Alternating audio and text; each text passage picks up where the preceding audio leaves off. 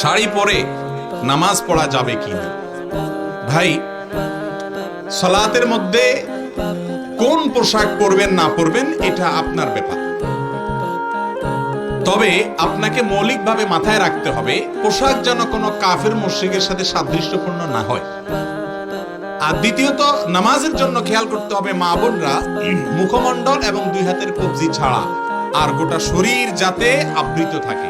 এখন শাড়ি পরে সাধারণত শুধু যদি নামাজ পড়তে যায় তাহলে কিন্তু এই বুক, কাঁধ, পিঠ, পেট, হাতের গোছা এগুলো পুরোপুরি ঢাকা সম্ভব না।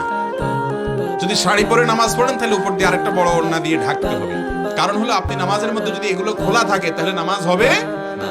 এক সময় তো আমাদের মা চাচিদের নামাজের কাপড় বলতে একটা শাড়ি থাকতো সাদা কালারের, ঠিক না ঠিক?